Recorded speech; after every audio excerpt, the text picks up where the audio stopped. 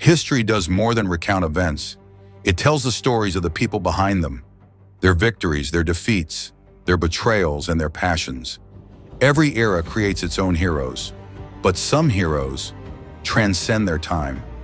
Today we will explore two of the most discussed, most debated, and most legendary figures in all of history: Julius Caesar and Cleopatra VII. Their story is far more than a tale of romance. It is the meeting of two worlds, the iron might of Rome and the mystical wisdom of Egypt. On this journey, we will uncover not only the lives of these two rulers, but also humanity's political intelligence, the art of diplomacy, the hunger for power, and the merciless hands of fate. Now, let us lift the curtain, for the sands of time are about to carry us back 2,000 years to one of the most defining eras of the ancient world. First century BC Rome was, on paper, a republic, but in reality it was a political system rotting under the shadow of wealthy families. Rome's social collapse. The poor class, the plebeians, survived on cheap grain and empty promises from politicians, while the wealthy aristocrats, the patricians, lived in massive estates filled with slaves. The slave trade had become the backbone of the Roman economy. Every year, thousands of war captives were sold to work in homes, mines, and vast agricultural estates. Under these conditions, there was no true peace in Rome. Economic breakdown, public uprisings, slave rebellions, political assassinations, corrupted elections. And in the midst of all this chaos, one man was determined to rewrite the entire system: Gaius Julius Caesar. Caesar was not merely a soldier, he was an orator, a strategist, a reformer, and above all, a razor-sharp politician. During the Gallic Wars across what is now France, Belgium, and Switzerland, he achieved conquests so vast that even the Romans themselves struggled to believe them. After years of relentless campaigns, Gaul was fully brought under Roman control. This victory earned Caesar immense wealth, a fiercely loyal army, the admiration of the people, and the fear of his political rivals. Caesar's greatest political rival was Pompeius Magnus, Pompey the Great. Once allies, the shifting balance of power turned them into bitter enemies. The Senate ordered Caesar to disband his army and return to Rome alone. Such a move would have been political suicide. Caesar refused. And then came the moment that changed history. Caesar crossed the Rubicon River, a step that meant only one thing: there was no turning back. Rome was thrown into civil war immediately, and this war would lead them far from Rome itself to the banks of the Nile, where one of history's most iconic encounters would take place. While Rome was shaken by civil war, Egypt, one of the richest lands in the ancient world, stood on the edge of chaos. After the death of Alexander the Great, Egypt had been ruled by the Ptolemaic dynasty, a dynasty bathed in wealth and splendor, yet politically weakened and unstable. Despite the abundance brought by the Nile, internal rivalries within the dynasty plunged Egypt into uncertainty. Cleopatra's education. Cleopatra was unlike any ordinary ruler. Her father ensured she received an exceptionally comprehensive education. In that era, it was rare for a queen to know multiple languages, study diplomacy, and build direct connections with the common people. But Cleopatra did all of this and more. She spoke Greek, Egyptian, Latin, Aramaic, Ethiopian, Hebrew, and several other languages. This granted her an extraordinary advantage. She could communicate directly with nearly every nation around her. When her father died, Cleopatra was only 18 years old. She ascended the throne alongside her younger brother, Ptolemy XIII. But the young king's advisors, especially the ambitious eunuch Pothinus, were threatened by Cleopatra's intelligence and growing influence. Within a short time, Cleopatra was forced out of the palace. Her military forces were stripped away, and she suddenly found herself a refugee in her own kingdom. Her only goal was to reclaim her throne, but she lacked the power to do it, at least until fate placed her in the path of the most powerful man in Rome. Defeated in the Roman Civil War, Pompey sought refuge in Egypt, but the advisors of young Ptolemy XIII saw an opportunity. They murdered Pompey and presented his severed head to Julius Caesar, believing they were offering a gift that would earn Rome's favor. Instead, they ignited Caesar's fury. To Caesar, Pompey was indeed a rival, but above all, he was a Roman, and a Roman's honor was not something to be desecrated. Caesar immediately began searching for those responsible.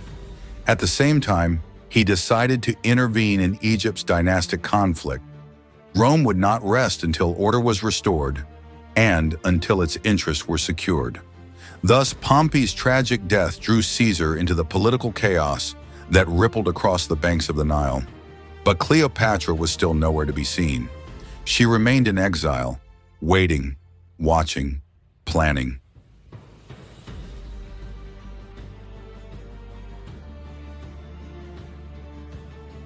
Cleopatra had to reach Caesar, but palace guards blocked her entry at every attempt. She relied on her greatest weapon, her intelligence. She ordered her loyal servant Apollodorus to wrap her inside a carpet, and under the cover of night, she was secretly carried into the quarters where Caesar was staying. When the carpet was unrolled, a young, brilliant, and determined queen appeared before him. Historians describe that moment as the instant Caesar saw Cleopatra, the course of history shifted. The first conversation, Cleopatra spoke with unwavering confidence. "I am the rightful ruler of Egypt. I seek only justice. Let us unite Rome's strength with Egypt's ancient wisdom." Caesar was not easily persuaded, politically or militarily, but Cleopatra's intelligence, charisma, and boldness left a deep impression on him. And in that single moment, their legendary story began. When Ptolemy's supporters learned of Cleopatra's secret meeting with Caesar, they took up arms. A violent conflict erupted throughout the streets of Alexandria. The palace siege.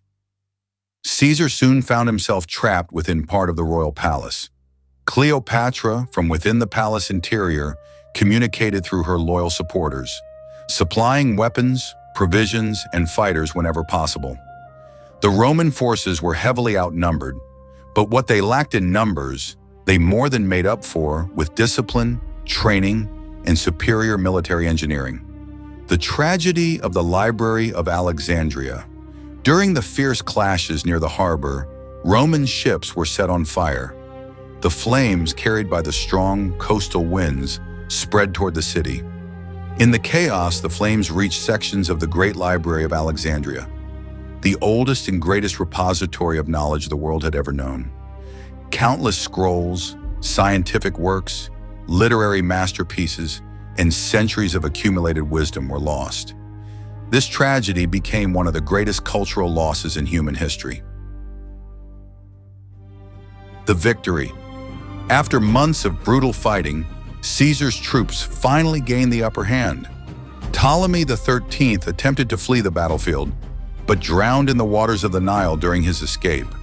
Cleopatra emerged victorious, now the undisputed ruler of Egypt. And this triumph strengthened her alliance with Caesar in ways that would reshape the destiny of both nations.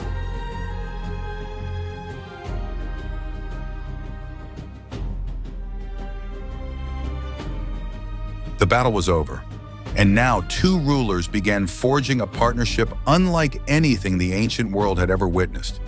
Historians describe their dazzling journey along the Nile as the meeting of a god and a goddess. Golden decorated royal barges, incense scented with sandalwood drifting in the air, temples of Egypt shimmering under the sun. And at the center of this breathtaking spectacle stood Caesar and Cleopatra. In 47 BC, Cleopatra gave birth to a son, Ptolemy XV, Caesarion. To the people of Egypt, his birth was a divine sign. To Rome, it was a threat. Caesarion's existence sparked fear across the Roman Senate. Is this child Caesar's true heir? The divide between Caesar and the Senate deepened even further. Caesar eventually returned to Rome to complete his sweeping reforms and consolidate his power. Cleopatra, sometime later, traveled to Rome as well. Her arrival electrified the city. Golden chariots, luxurious fabrics, Egyptian guards.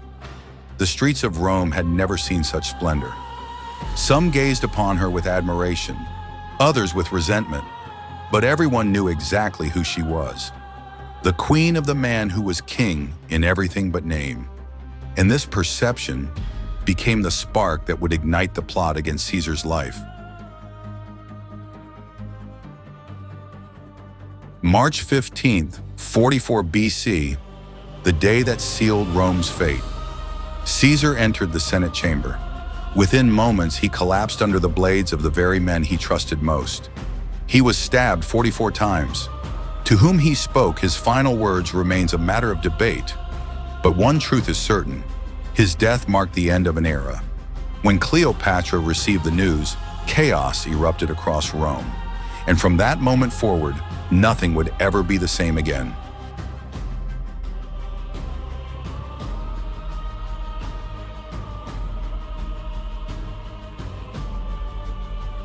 After Caesar's assassination, Rome split into two factions, one led by Marcus Antonius, the other by Octavian. Cleopatra formed an alliance with Antonius, and from that alliance a new romance emerged. But to Octavian, their union was nothing less than a threat to Rome itself. In 31 BC, at the Battle of Actium, one of the greatest naval battles of the ancient world, Antonius and Cleopatra were defeated. This defeat would set in motion one of the most tragic endings in history.